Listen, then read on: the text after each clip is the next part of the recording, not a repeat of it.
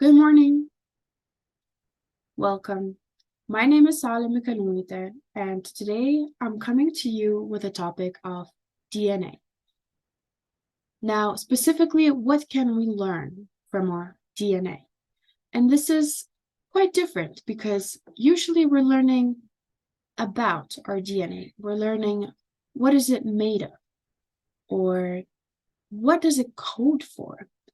But today we're going to take a different lens, a different look into our DNA and see if we can actually learn something from it. Now, a big concept that we have to understand is that 99% of every single human's genome is the same. Genome meaning that all the genetic information. Genome is all genetic information in a person's body. And so every single person in this room right now, me and you, we all have 99% the same DNA.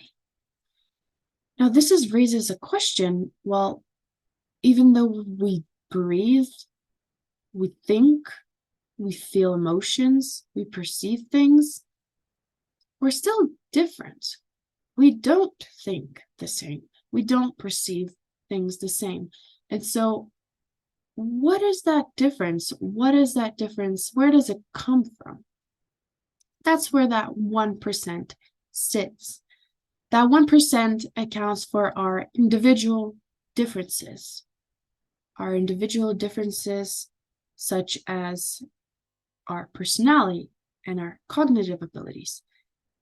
And now I want you to really listen to the things that I'm listing. It's not like I'm saying, oh, it's your height or, oh, it's your eye color.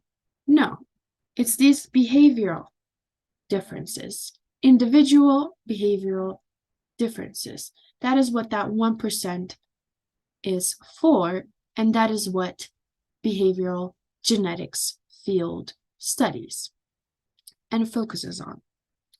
Behavioral genetics. Behavioral meaning that we're studying this personality, cognitive abilities, mental illnesses, and genetics meaning that we try to find genes that are responsible for these aspects.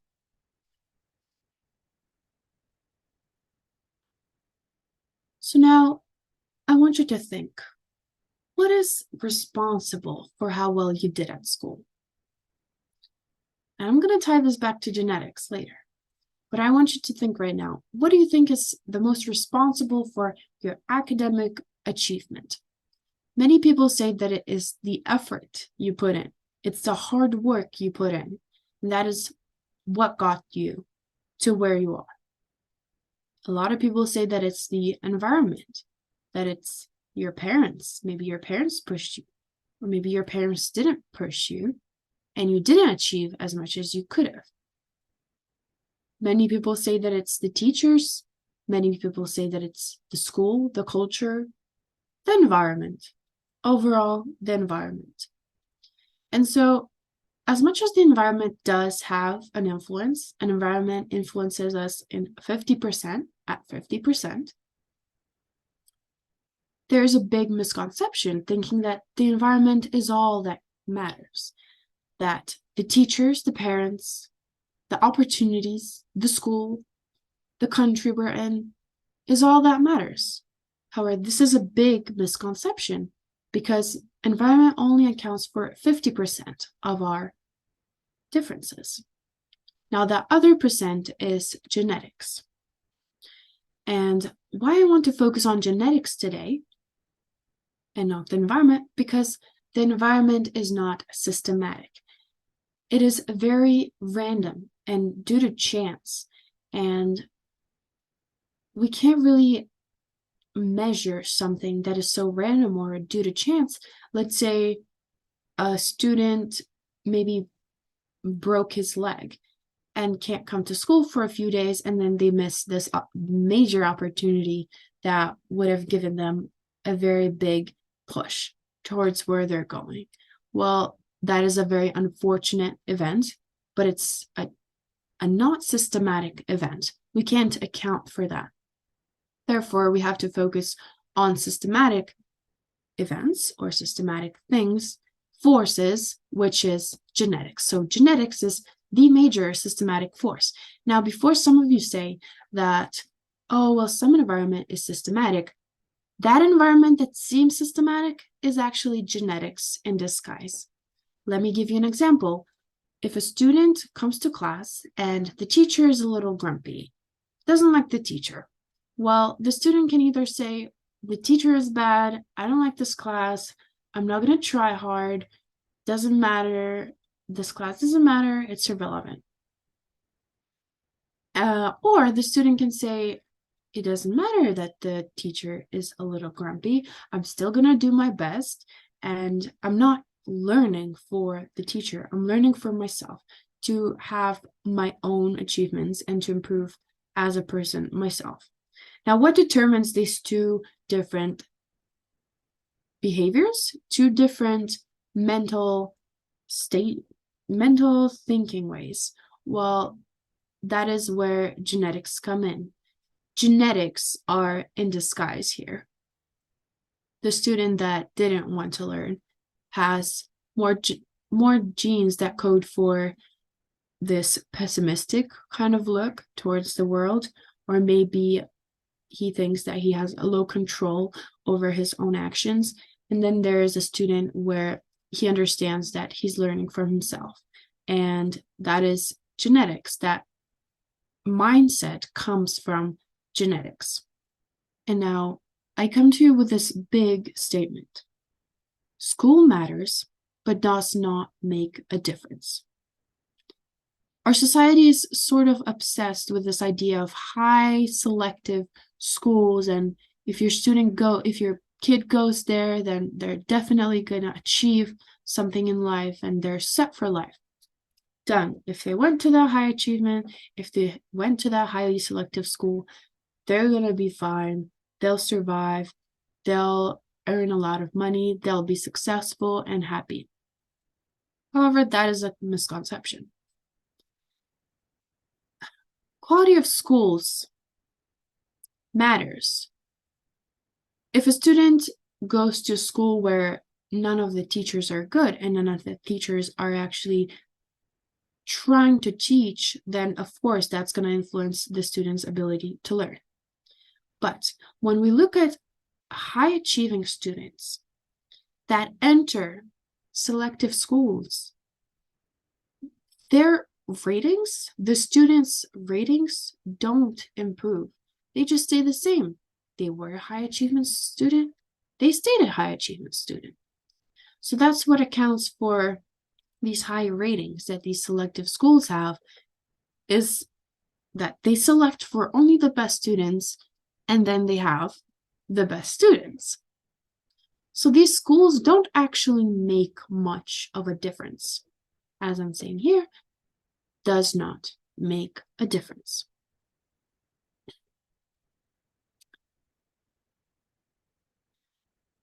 Many of us used to think that schools make a very big difference, and highly selective schools make a positive difference.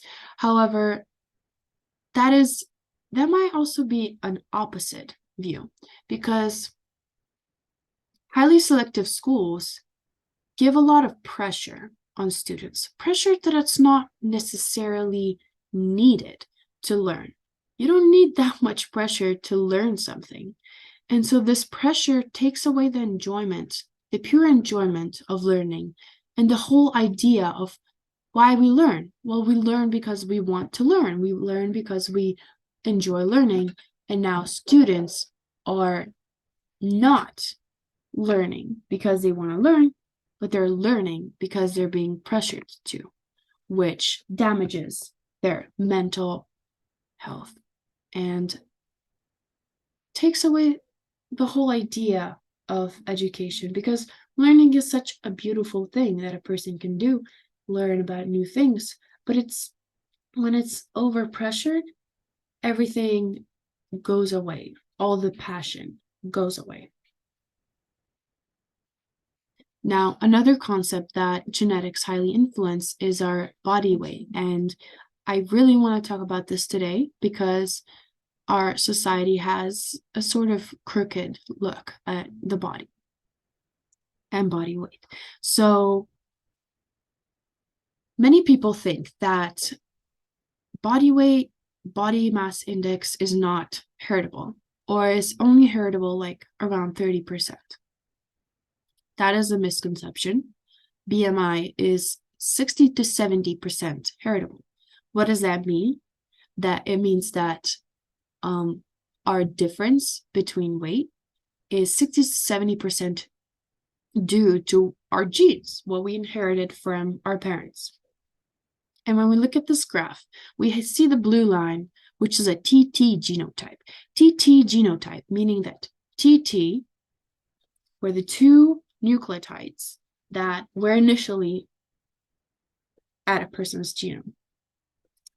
And so after that, there was a mutation in one of the T's. So now we have a TA genotype. When we compare the blue line to the green is AT or TA with one mutation. We can see that the green is actually gaining weight. It has more weight. This was highly selected for because our ancestors had to survive, and having more BMI, having more fat storage, was a survivable, highly selected for trait. And then we had another mutation, another A, and now we have AA genotype. And though this AA genotype was even more selected for, because it was giving even more fat storage for people, and they were surviving better. Now, what we can learn from this, we can learn that body mass index genotype is inheritable. So if you see somebody that has a high body mass index, don't assume that it's because they can't get a grip of themselves and start exercising or start eating healthier. In our society today, there's so many clues around us for food. It just increases the appetite, and people with AA genotype have it a lot more difficult to resist. So a person with TT genotype may be able to eat whatever they want and not gain weight, but a person with AA genotype can't do that in order to stay within our societal norms. And so what comes from this is, I think, tolerance. We need to be able to tolerate, and we need to be less judgmental amongst each other.